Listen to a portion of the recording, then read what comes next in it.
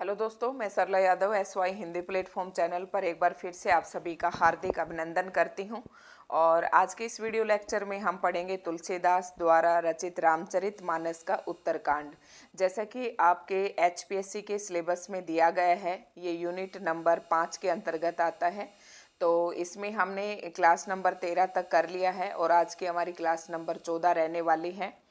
तो जैसा कि आप सभी को पता है कि हम अपने SY हिंदी प्लेटफॉर्म चैनल पर HPSC के द्वारा निकाली गई TGT PGT असिस्टेंट प्रोफेसर इत्यादि की तैयारी कर रहे हैं। तो असिस्टेंट प्रोफेसर के सिलेबस के अकॉर्डिंग ये हमारी क्लास नंबर 14 है। प्लेलिस्ट में आपको क्लासेस मिल जाएंगी। Assistant professor 2000 HPSC assistant professor 2024 के नाम से मैंने प्लेलिस्ट बना रखी है, आप वहाँ से वीडियोस देख सकते हैं। तो अब मैं ये हर एक वीडियो में मैं ये सारी बातें बताती हूँ, लेकिन आज हम यहाँ पर ज़्यादा समय बर्बाद नहीं करेंगे और आज हम पढ़ेंगे तुलसीदास रामचरितमानस उत्तरकांड। यानी कि सबसे पहले इसमें से कुछ महत्वपूर्ण बातों पे हम थोड़ी सी चर्चा कर लेंगे, फिर हम केवल इस वीडियो में रामचरितमानस का उत्तरकांड पढ़ेंगे। तो सबसे पहले आप सभी के लिए जानना जरूरी है कि रामचरितमानस की रचना किसने की। तो रामचरितमानस की रचना तुलसीदास जी ने की। कब की? 1574 ईस्वी में इसकी रचना की गई। ठीक है। और रामचरितमानस के अंतर्गत कितने कांड है, ये भी प्रश्न पूछा जाता है। तो रामचरितमानस के अंतर्गत 7 कांड हैं और 7 कांड बाल, अयोध्या, अरण्य, किष्किंधा और सुंदर लंका उत्तर, मतलब सुंदरकांड, लंका कांड और उत्तरकांड। तो ये अगर हम देखें तो रामचरितमानस का सबसे अंतिम कांड है उत्तरकांड, और हमारे सिलेबस में केवल एक ही कांड दिया गया है, तो इसे हम पढ़ेंगे। अब आपको पता है कि HPSC में सबसे असिस्टेंट प्रोफेसर में सबसे पहले आपका एक स्क्रीनिंग एग्जाम होगा, उसके बाद सब्जेक्टिव और उसके बाद इंटरव्यू। तो स्क्रीनिंग के लिए हमें ऑब्जेक्टिव टाइप के प्रश्न चाहिए, तो उन्हीं के लिए मैं यहाँ पर लेकर आई हूँ। और जैसा कि मैंने बार बार बताया कि रामचरितमानस का जो उत्तरकांड है, जो रामचरितमानस है, इसकी रचना पदों में की गई है। और जो रामचरितमानस है ये कौन सी भाषा में लिखा गया है, तो ये इसका आंसर होगा अवधी भाषा में। और कोई ही एग्जाम ऐसा जाता है जहाँ से इसमें से प्रश्न न पूछे जाते हों, तो अवधी भाषा में लिखा गया है और पदों में इसकी रचना की गई है। लेकिन हम यहाँ पर इस वीडियो में पदों की व्याख्या नहीं पढ़ेंगे, क्योंकि अगर पदों की व्याख्या पढ़ने लगे तो मैंने बताया था कि वीडियोज बहुत ज़्यादा लंबी हो जाएंगी। तो उत्तरकांड के अंतर्गत है क्या, किस प्रकार के प्रश्न पूछे जा सकते हैं, उत्तरकांड का जो सारांश है या कथा का जो सार है, यानी कि उत्तरकांड के पदों में जो कुछ कहा गया है उसका संक्षिप्त वर्णन हम यहाँ पर पढ़ेंगे।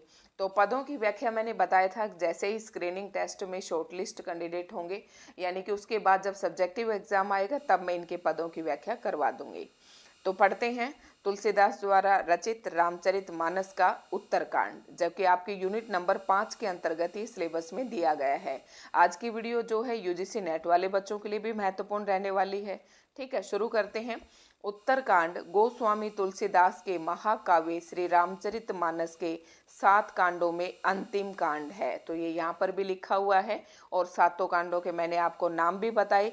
और कई बार ये कांड जो हैं, इसके 7 कांड, इनको सीक्वेंस से लगाना भी आ जाता है पेपर में। ठीक है। अब बात करेंगे हम यहाँ पर सिर्फ उत्तरकांड की। तो उत्तरकांड की जो कथा वस्तु है उसके 2 भाग हैं।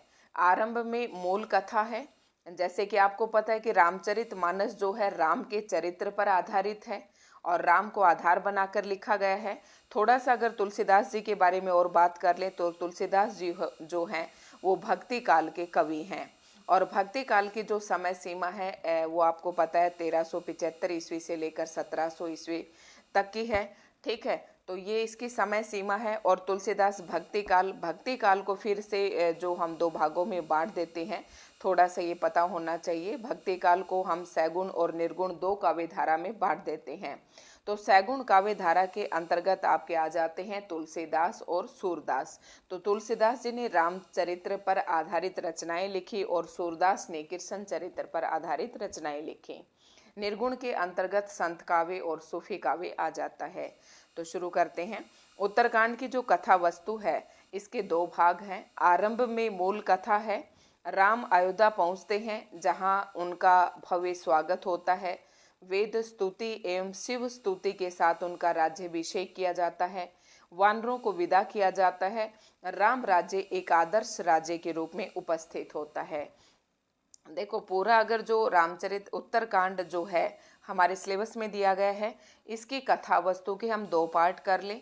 तो प्रारंभ में जो है वो तो क्या है, राम के बारे में है। प्रारंभ में मूल कथा है, जो जैसे कि मूल कथा के अंतर्गत क्या है कि राम अयोध्या पहुंचते हैं, उनका भव्य स्वागत होता है, वेद स्तुति होती है, शिव स्तुति होती है, उनका राज्याभिषेक किया जाता है, ठीक है, और वानरों को विदा किया जाता है। राम राज्य एक आदर्श राज्य के रूप में उपस्थित होता है। तो ये आरंभ में कथा उत्तर कांड जो है इसकी कथा वस्तु का आरंभ में ये सारी बातें दी गई है। उसके बाद हम बात करते हैं उत्तरकांड में तुलसीदास का चिंतन पक्ष उपस्थित हुआ है। उत्तरकांड में तुलसीदास जी का चिंतन पक्ष उपस्थित हुआ है। ये कथा अपने युग की समस्याओं और मानव जीवन की शाश्वत समस्याओं के समाधान से जुड़ती है। जैसे कि रामचरित, इसका हम पढ़ेंगे, अभी थोड़ा सा और बताना चाहती हूँ कि रामचरितमानस जो है का हर एक पात्र जो हमारे सामने एक आदर्श प्रस्तुत करता है। जैसे कि राम जो है एक अच्छे पति, एक अच्छे बेटे पुत्र, एक अच्छे भाई के रूप में आदर्श प्रस्तुत करते हैं कि भाई हो तो ऐसा होना चाहिए। लेकिन ये सब बातें हम सुनने सुनने में ही लेते हैं। अगर हम चाहें तो इन्हें हम अपने दैनिक जीवन में इन बातों को अपना भी सकते हैं। तो राम एक अच्छे आदर्श के रूप में, यानी कि एक अच्छे भाई के रूप में, पति के रूप में, पुत्र के रूप में अपनी भूमिका निभाते हैं। इसी प्रकार से भरत जो हर एक पात्र है, सीता जो है एक अच्छी पत्नी, अच्छी बेटी, इन सभी के रूप में, अच्छी बहू के रूप में एक आदर्श भूमिका निभाती है। तो कह सकते हैं कि रामचरितमानस के अंतर्गत जितने भी पात्र हैं वो सभी अपने एक आदर्श भूमिका निभाते हैं। फिर जब आदर्श भूमिका निभाते हैं तो ये जो कथा है अपने युग की समस्याओं और मानव जीवन के शाश्वत समस्याओं के समाधान से जुड़ती है। देखो अगर रामायण आपने देखी होगी, उसमें जहाँ जहाँ पर जो समस्याएं उत्पन्न होती हैं और किस प्रकार से आपस में मिलकर उन समस्याओं का निवारण कर लेते हैं।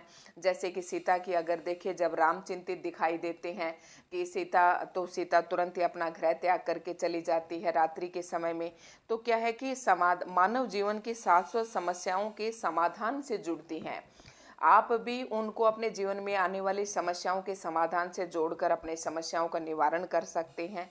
और उत्तरकांड का जो अंतिम भाग है का हिंदी साहित्य में विशेष महत्व है, क्योंकि इसमें तुलसी का भक्ति और ज्ञान संबंधी चिंतन विस्तार में अभिव्यक्त हुआ है। पूर्व एक तो अंतिम भाग और एक आरंभिक भाग। तो आरंभिक भाग में तो अभी बताया था कि राम से संबंधित था, ठीक है। जो अंतिम भाग है उसका भी विशेष महत्व है, क्योंकि आपसे पूछ सकते हैं कि उत्तरकांड के अंतिम भाग में किसकी अभिव्यक्ति हुई है। तो उसमें तुलसी की भक्ति और ज्ञान संबंधित चिंतन विस्तार से अभिव्यक्त हुआ है। शुरू में जो प्रारंभिक कथा है उसमें तो भगवान श्री रामचंद्र जी के बारे में बताया है, और जो अंतिम भाग है उत्तरकांड का उसमें तुलसी की भक्ति और ज्ञान संबंधित चिंतन की अभिव्यक्ति हुई है। उसके बाद है वस्तुतः तुलसीदास जी ने उत्तरकांड के उत्तर भाग में भुसुंडी गरुड़ की कथा विशिष्ट उद्देश्य रखी है। जब आप तुलसीदास जी द्वारा लिखे रामचरितमानस के उत्तरकांड के अंदर जब ये पद पढ़ेंगे, आप पदों के अंदर भुसुंडी और गरुड़ की जो कथा है उसका वर्णन मिलता है, और इसकी कथा एक विशिष्ट उद्देश्य रखी गई है। इस कथा को रखने का क्या उद्देश्य था? इस कथा के माध्यम से तुलसीदास ने ईश्वर के अवतार एवं उसकी लीला का मर्म, ये भुसंडी और गरुड़ की जो कथा रखी है, इस कथा के माध्यम से तुलसीदास जी ने ये दिखाया है कि ईश्वर किस प्रकार से अवतार होता है उनका, उसकी लीला का मर्म, मानव जन्म का महत्व, मानव का दुख, संत असंत के लक्षण, पाप और पुण्य आदि पर विचार किया है। अपने युग की समस्याओं को ध्यान में रखते हुए उन्होंने कलयुग वर्णन और शैव एवं वैष्णव मतों का समन्वय, निर्गुण सगुण विवाद आदि प्रसंगों को इसमें शामिल किया है। वो आपने एक रामचरितमानस से आचार्य प्रसाद द्विवेदी जी का मत है या रामचंद्र शुक्ल जी का है कि एक समन्वय की विराट चेष्टा दिखाई देती है। तुलसीदास जी का जो रामचरितमानस है, समन्वय का मतलब यह है कि इन्होंने कई, ये नहीं कि किसी एक की अवहेलना कर दी और एक किसी को ज़्यादा पुरजोर उसका समर्थन कर दिया, ऐसा नहीं है।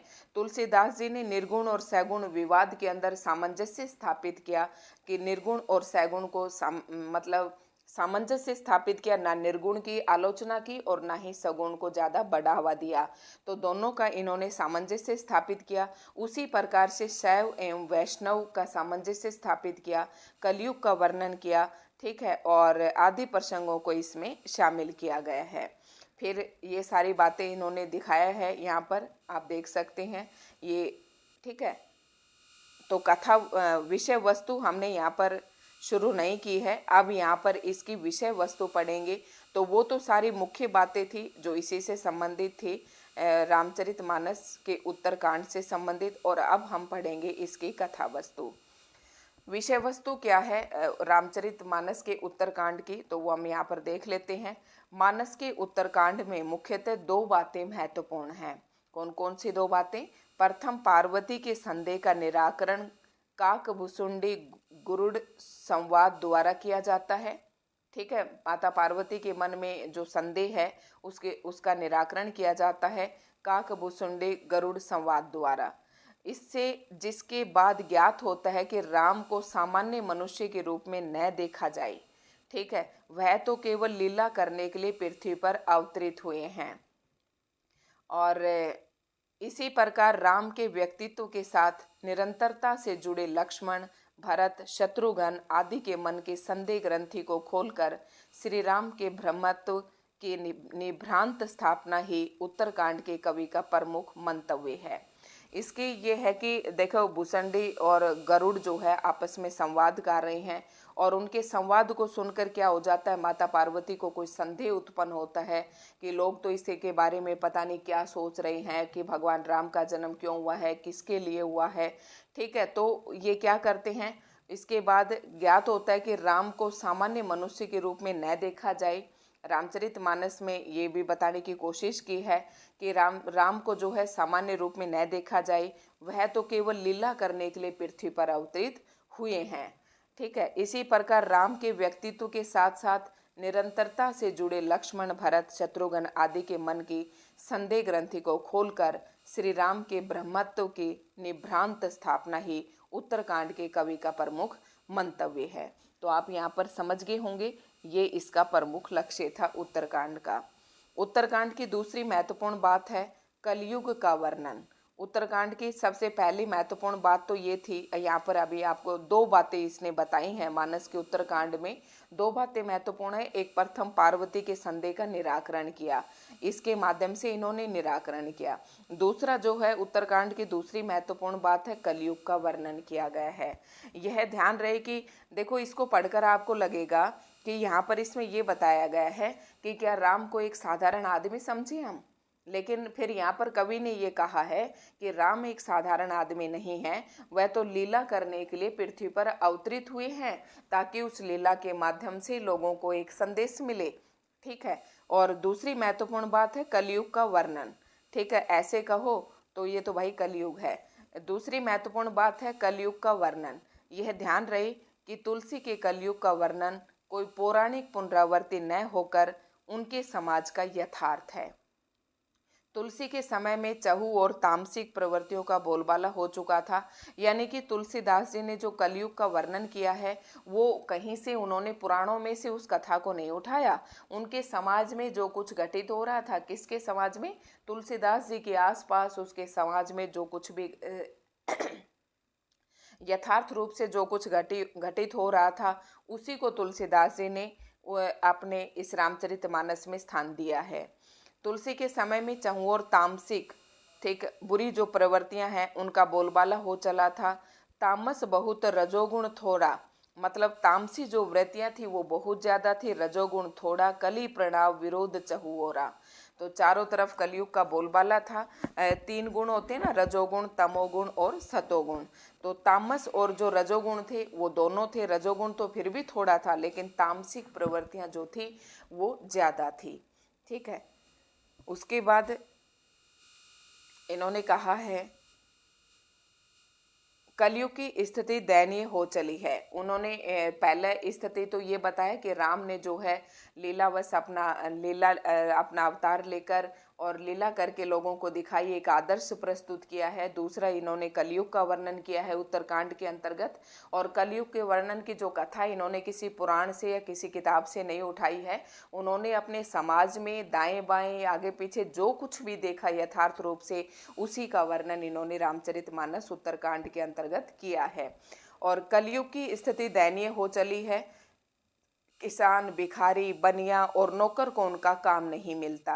कि मतलब ये कह रहे हैं कि जैसे किसान को खेती चाहिए होती है काम करने के लिए, भिखारी को भीख, बनिया को अपना व्यापार करने के लिए चाहिए, लेकिन ये सब काम उन लोगों को नहीं मिल रहे हैं। खेती न किसान को, भिखारी को न भीख बली, बनिक को न बनिज, न चाकर को चाकरी। तो ये आपने देखा होगा जब हम स्कूल में पढ़ाते थे 10वीं क्लास में शायद ये लगा हुआ है, तो वहाँ पर भी थे ये, इनके सरलार्थ हमने वहाँ पर भी करवाए थे। तो कलयुग की स्थिति को दर्शाते हुए कहा है कि वहाँ पर जो लोग जो काम करते हैं उनको उनसे संबंधित काम भी अभी नहीं मिल रहा है। कलयुग में लोग भूखे मर रहे हैं और हालत इतने खराब हैं कि लोग बेटे बेटियों को बेच देते हैं। ठीक है, ऊंचे नीचे कर्म, कह रहे कि कलयुग के अंदर लोगों को अपना पेट भरने के लिए समय पर भोजन नहीं मिल रहा है।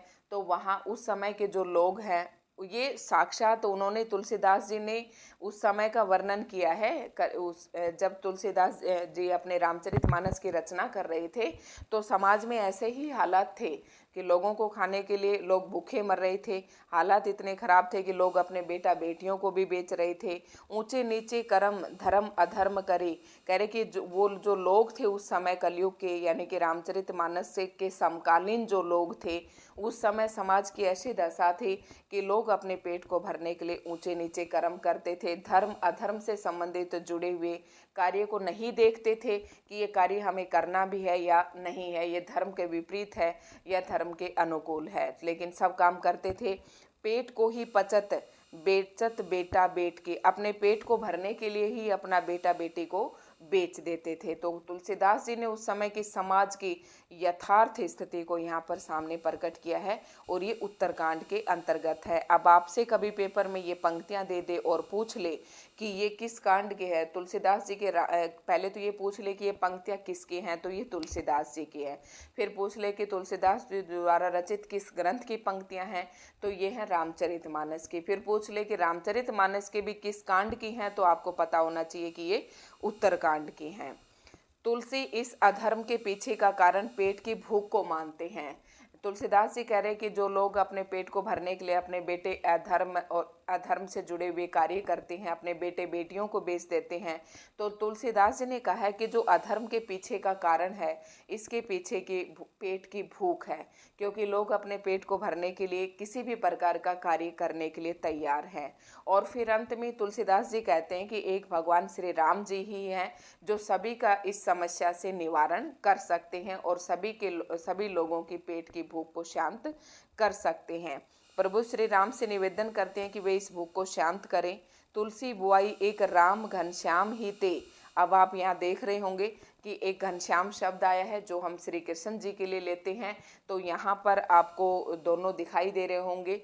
ठीक है, तुलसी बुआई एक राम, तुलसीदास जी कहते हैं एक राम नाम ही है जिससे लोग जो है अपने पेट, जो सबके पेट की आग को बुझा सकते हैं, क्योंकि जो पेट की आग है वो बड़वा अग्नि ते भी ज़्यादा है। 3 प्रकार की अग्नियाँ होती हैं, अक्सर पेपर में पूछी जाती हैं, बड़वा अग्नि, दावा अग्नि और जठराग्नि।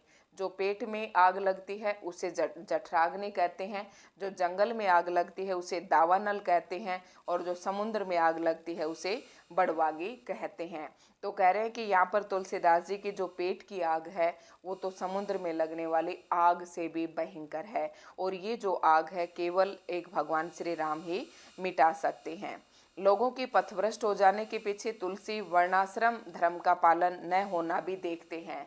अब आपसे पूछ सकते हैं कि सांस्कृतिक जो योजना है या समाज के बारे में कैसा क्या रूपरेखा प्रस्तुत की है तुलसीदास जी ने रामचरितमानस के अंदर, तो आप देख सकते हैं कि सबसे पहले यहाँ पर कलयुग का वर्णन किया, उसके बाद इन्होंने ये बताया कि उस समय समाज की कैसी यथार्थ स्थिति थी। लोग अपने पेट को भरने के लिए अधर्म से जुड़े हुए कार्य करते हैं, ठीक है, बेटे बेटी को बेचते हैं।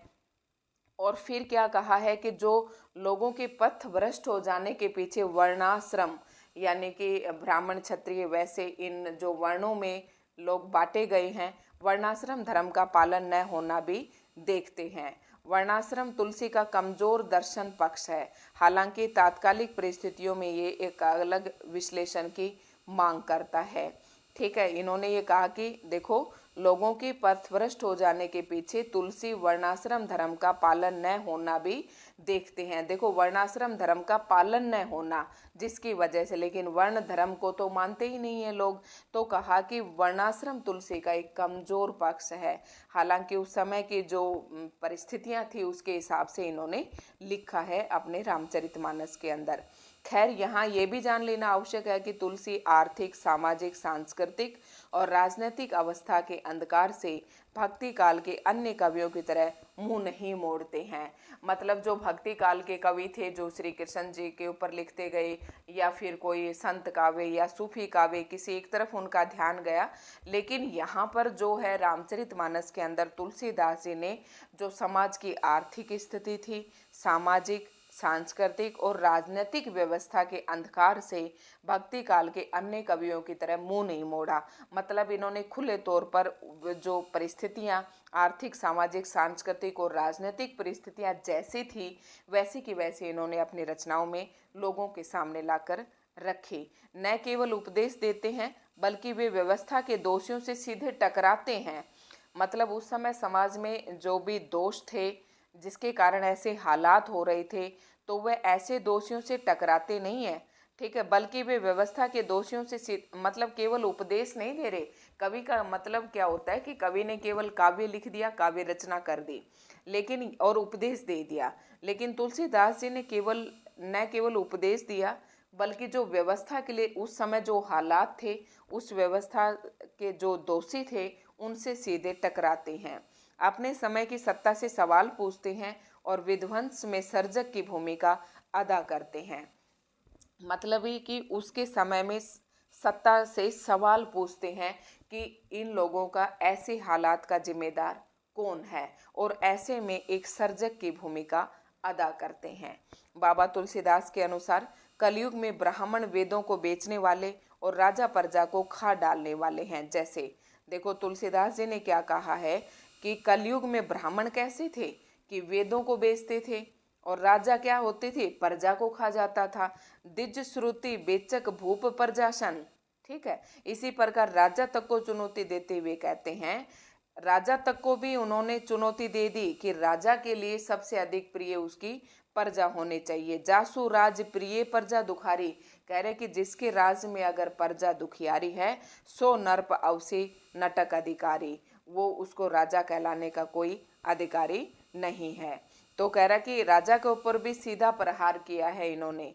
उत्तरकांड में तुलसीदास शैव वैष्णव का समन्वय मतलब सामंजस्य भी कराते हैं और दोनों के बीच फैल रही गहरी खाई को पाटते हैं। क्योंकि जब तुलसीदास जी जिस समय रामचरितमानस की रचना कर रहे थे, या भक्ति काल की कहें, क्योंकि वो भक्ति काल जो था उसकी जो समय सीमा थी, उस दौरान हमारे देश में इस्लाम का बोलबाला था, ठीक है, इस्लाम का बोलबाला था। इस वजह से लोग, कोई अपने शैव धर्म को सबसे प्रमुख बता रहा था, कोई वैष्णव धर्म को प्रमुख बता रहा था, मतलब धर्म के लिए भी लोग आपस में लड़ रहे थे। तो उन्होंने क्या किया, तुलसीदास जी ने अपने रामचरितमानस के अंदर शैव और वैष्णव का भी समन्वय कराया। क्योंकि उस समय की जो हालात थी, आप याद करके देखें कि 1574 ईस्वी में क्या हुआ है, और ये इसके रामचरितमानस की रचना हुई है तो 1700, 1516, 1600 ईस्वी में ईस्ट इंडिया कंपनी आई। इससे पहले अगर आप थोड़ा सा भी आपने हिस्ट्री पढ़ी है, 1507 के ईस्वी पास औरंगजेब की मृत्यु हो जाती है। तो उस समय सारा औरंगजेब, ये बाबर, हुमायूं, अकबर, इनका शासनकाल चला हुआ था और इन्होंने देश की दुर्गति कर रखी थी, ठीक है। उस समय ऐसे हालात थे। अब उन तत्काल जो परिस्थितियां मैं आपको बता रही हूँ हिस्ट्री के अनुसार, उन परिस्थितियों को मद्देनजर रखिए और फिर रामचरितमानस से जोड़िए, तो आपको समझ में आ जाएंगे कि हाँ, सच में समाज के ऐसे ही हालात होंगे। तो उस समय धर्म को लेकर भी लोग कोई शैव को अपना रहे थे, कोई वैष्णव को, धर्म के नाम पर भी समाज में बंटवारा हो रहा था। लेकिन ऐसे समय में तुलसीदास जी ने जो रामचरितमानस लिखा, जो लोगों के लिए एक प्रेरणादायक स्रोत बना और दोनों के बीच में फैल रही जो खाई थी उसको पाटते हैं।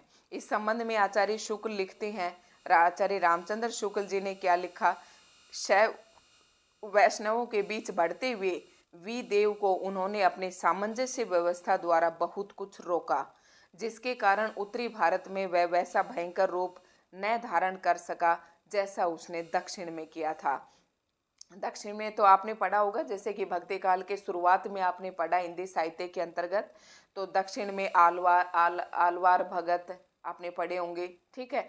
तो कोई शैव भगत, कोई वैष्णव भगत, ये सब आपने पढ़े होंगे। तो दक्षिण में क्या था कि शैव और वैष्णव ने जो धर्म को मानने वाले लोग थे, ये ज़्यादा प्रचार दक्षिण में हो रहा था। तो जो इसी बीच रामचरितमानस आ जाता है और लोगों बहुत हद तक उत्तर भारत में इसको फैलने से रोका गया। तो ये सारी बात, ये जो बात है ये किसने कही है रामचरितमानस के संबंध में, आचार्य रामचंद्र शुक्ल जी ने। इसी प्रकार निर्गुण और सगुण भक्ति की चर्चा भी उत्तरकांड में हुई है। फिर देखो कितनी बातें मैंने बता दी, शैव और वैष्णव का बताया, उस समय समाज के कलयुग का वर्णन बताया, ठीक है। कलयुग में लोग अपने बेटा बेटी को बेच देते थे। और निर्गुण और सगुण भक्ति की चर्चा भी उत्तरकांड में हुई है। उत्तरकांड के अंतर्गत काक भुसुंडी लोमस प्रसंग के माध्यम से इस विवाद को रखकर निर्गुण मत के ऊपर सगुणत्व की प्रतिष्ठा है।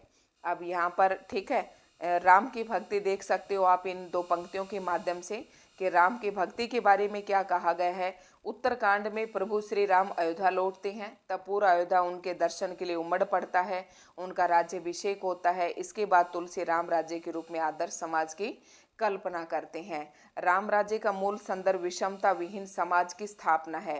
राम कृपा नासई सब रोग, राम की भक्ति के बारे में तुलसीदास जी लिखते हैं कि राम कृपा नासई सब रोगा, कि राम की जब कृपा हो जाएगी तब सभी रोगों का नाश हो जाएगा। तो राम की भक्ति के बारे में इतना लिख देते हैं। और फिर इन्होंने ये भी कहा है कि राम राज्य का मूल संदर्भ विषमता विहीन समाज। राम राज्य का मतलब है कि राम के राज्य में न कोई छोटा, न कोई बड़ा, ना किसी के पास साथ कोई भेदभाव, मतलब विषमता, किसी प्रकार की कोई विषमता विहीन राम राज्य का मूल संदर्भ, मतलब राम राज्य की स्थापना करना चाहते थे तुलसीदास। तो उसका मतलब यह था कि राम का राज्य एक ऐसा राज्य था जिसमें कोई विषमता नहीं थी, विषमता विहीन समाज की स्थापना। बैर न कर कहु सन कोई, राम प्रताप विषमता खोई, कि राम प्रताप ने जो विषमता विहीन समाज की स्थापना की, कोई किसी से किसी प्रकार का बैर नहीं था, आपस में सभी भाईचारे से रहते थे। तो ऐसा आपको पता ही है कि राम जो राज्य था वो तो आप सभी ने रामायण में भी देख रखा होगा। और तुलसीदास जी अपने काल की संकटग्रस्ता में भारतीय मानस के टूटे हुए स्वप्नों के लिए राम राज्य का एक विश्वसनीय आदर्श प्रस्तुत करते हैं, जो उन्हें सांत्वना ही नहीं प्रदान करता, जीवन यापन के लिए संबल भी देता है। ठीक है। उत्तरकांड की मूल कथा नारद प्रसंग से समाप्त होती है। शिव पार्वती, वो जो पार्वती के संवाद से बताया था, शुरुआत होती है, उनका जो संदेह है वहाँ से शुरुआत होती है। और जो मूल कथा है वो नारद प्रसंग से समाप्त होती है। जहाँ वाल्मीकि नारायण का प्रारंभ नारद प्रसंग से होता है, यह एक आश्चर्य का विषय है कि वहीं तुलसीकृत मानस का समापन नारद प्रसंग से होता है। क्या समझ रहे हैं आप इसका मतलब? उत्तरकांड की जो मूल कथा है नारद प्रसंग से समाप्त होती है, ठीक है। उत्तरकांड की जो कथा है वो नारद प्रसंग से समाप्त होती है। जब वाल्मीकि नारायण का प्रारंभ नारद प्रसंग से होता है, मतलब वाल्मीकि जो राम, जैसा वाल्मीकि ने रामायण में लिखा है वही सब कुछ तो रामचरितमानस के अंतर्गत है। वाल्मीकि जी ने रामायण में राम के बारे में लिखा, तो रामचरितमानस में तुलसीदास जी ने राम के बारे में लिखा। लेकिन देखो, जहाँ पर उत्तरकांड की मूल कथा नारद प्रसंग से समाप्त होती है, वहीं पर वाल्मीकि जो रामायण का प्रारंभ है वो नारद प्रसंग से होता है। ये एक आश्चर्य का विषय है कि वहीं तुलसीकृत मानस का समापन नारद प्रसंग से होता है। ठीक है। तुलसीकृत मानस का जो समापन है वो नारद प्रसंग से समापन होता है, जबकि वाल्मीकि जो है रामायण के जो प्रसंग का प्रारंभ है वो नारद जी के प्रसंग से प्रारंभ करते हैं, और रामचरितमानस का जो समापन है वो नारद के प्रसंग से होता है।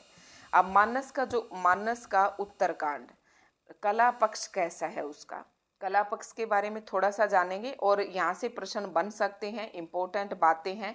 भाषा जो है कैसी है, अवधि है, कौन से, और चौपाई दोहे के क्रम में कथा कही गई है। चौपाई और दोहा, चौपाई के साथ दोहा, इस क्रम में पूरी कथा कही गई है। कहीं कहीं संस्कृत की कोमल पदावली भी मिलती है। उत्तरकांड में 4 श्लोक और 126 दोहे और 125 चौपाइयाँ हैं। ये आपको ध्यान रखना है कि मानस का जो उत्तरकांड है उसका कला पक्ष कैसा है कि भाषा जो है अवधि है, चौपाई और दोहे के क्रम में कथा कही गई है, संस्कृत की कोमल पदावली भी मिलती है। उत्तरकांड में 4 श्लोक हैं, 126 दोहे हैं और 125 चौपाइयाँ हैं। ठीक है, क्योंकि चौपाई के साथ दोहा का क्रम है ना, तो लगभग ये बराबर है। अभिव्यंजना शिल्प कैसा है, तुलसी न तो रचना निपुणता का बनावटी प्रदर्शन करते हैं, न शब्द चमत्कारों का जूठा दिखावा। भावों विचारों को व्यक्त करने वाला हृदय का पूरा योग उनकी भाषा में है। वाक्य रचना सुव्यवस्थित एवं प्रौढ़ है। तो इसमें थोड़ा सा उनकी भाषा शैली के बारे में या अभिव्यंजना शिल्प के बारे में बताया है कि तुलसीदास जी की जो रचना है, रचना निपुणता का उन्होंने कोई बनावटी प्रदर्शन नहीं किया है, न ही जो शब्द हैं उनमें चमत्कार उत्पन्न किया है, बल्कि जो यथार्थ था वही उन्होंने दिखाया है। उनके भाव और विचारों को व्यक्त करने वाले हृदय का पूरा योग उनकी भाषा में है। मतलब जो अपने हृदय से वो भाव उनके हृदय में थे, अपने हृदय के भावों को जो प्रकट करना चाहते थे वही उनकी भाषा में वो भाव दिखाई देते हैं। जो वाक्य रचना है वो सुव्यवस्थित है एवं प्रौढ़ है। उसके बाद है काव्य रूप कैसा है। रामचरितमानस एक प्रबंध काव्य है। ये भी प्रश्न पूछा जा सकता है कि रामचरितमानस किस प्रकार का काव्य है, तो एक प्रबंध काव्य है। ये तुलसी की प्रबंध कला का सर्वोत्कृष्ट रूप है। कवि ने इसे स्वयं सप्त प्रबंध सुभग सोपाना कहा है। तो ये पूछ ले कि कवि ने स्वयं यानी कि तुलसीदास जी ने स्वयं इसे क्या कहा है, सप्त प्रबंध सुभग सोपाना कहा है। छंद, उत्तरकांड में चौपाई, दोहा, सोरठा जैसे छंद प्रयुक्त हुए हैं। इस प्रकार के प्रश्न आपसे पेपर में पूछे जा सकते हैं। उत्तर चौपाई और दोहा तो मैंने बताया, चौपाई और दोहे के क्रम में ही इसकी कथा है, और सोरठा जैसे छंद भी प्रयुक्त किए गए हैं। अलंकार कौन कौन से प्रयोग किए गए हैं। महाकवि तुलसीदास के यहाँ अलंकार सजावट के लिए नहीं अपितु भावों की अभिव्यक्ति के लिए प्रयुक्त हुए हैं। जैसे कि आपने देखा होगा कि रीतिकाल के अंतर्गत जो अलंकारों का प्रयोग किया जाता था वो भाषा के अंदर चमत्कार उत्पन्न करने के लिए किया जाता था। लेकिन जो ये तुलसीदास जी का जो रामचरितमानस है, इसमें इन्होंने अलंकारों का प्रयोग केवल सजावट के लिए नहीं किया, ना ही चमत्कार उत्पन्न करने के लिए किया। इन्होंने अपने भावों की अभिव्यक्ति के लिए अलंकारों का प्रयोग किया है। और इसमें प्रमुख अलंकार कौन से हैं। काव्य में उपमा, रूपक, उत्प्रेक्षा, दृष्टांत आदि अलंकार आते हैं। परहित सरिस धर्म नहीं भाई, पर पीड़ा सम नहीं अधि भाई। मतलब दूसरों की भलाई के समान कोई भी परहित सरस धर्म नहीं भाई। सम, सम जहाँ पर भी हम कहते थे वहाँ पर कौन सा अलंकार आता था, उपमा अलंकार। ठीक है, तो इनमें उपमा अलंकार है। और अब आते हैं, देखो रामचरितमानस की महत्वपूर्ण काव्य पंक्तियाँ। अब ये सारे वो पद हैं जो हमारे सिलेबस के अंतर्गत दिए गए हैं। तो ये देख रहे हो आप, चौपाई है, फिर उसके बाद क्या है, नीचे दोहा दिया गया है, और फिर क्या है, इस तरीके से ये चलते जाओ। लेकिन पदों की व्याख्या मैं अब नहीं करवाऊंगी। आप देख रहे होंगे अगर इन सभी की हम व्याख्या करने लगे तो हमारी क्लासेस जो हैं, ये जो बच्चे जुड़ रहे हैं ये भी शायद पढ़ना हमारे साथ तक छोड़ देंगे। ये छंद है, दोहा है, ये सारे पद हैं। इस प्रकार से लिखी गई है ये रामचरित मानस का उत्तरकांड। ठीक है, तो दिखा तो मैं आपको सारा दूंगी, क्योंकि कई बार पंक्तियां पूछ लेते हैं। हो सकता है कोई हमारे साथ जुड़ा हुआ स्टूडेंट ये पंक्तियों को भी देखना चाहे कि कौन सी पंक्तियां किसकी हैं, तो वो अपना यहाँ से देख लें। तो उसके बाद मैंने इनका सारांश आपको बता दी है। उसके बाद ये देखो सारे यही हैं, तो काफ़ी हैं ये, और भी हैं। ठीक है, तो इनका तो क्या दिखाना, फिर उसके बाद हम कल से उपन्यास के मैं सोच रही हूँ कि टॉपिक साथ साथ लेकर आऊँ। तो दोस्तों आज की वीडियो आपको कैसी लगी कमेंट करके ज़रूर बताएं, और वीडियो अच्छी लगी हो तो लाइक एंड शेयर ज़रूर करें। काफ़ी अच्छा सपोर्ट हमारा हमें मिल रहा है आप लोगों का, और वही मोटिवेशन है जो हमें हर वीडियो बनाने के लिए मजबूर करता है। और ठीक है, देख मिलते हैं कल की क्लास के साथ। तो आज की इस वीडियो में इतना ही।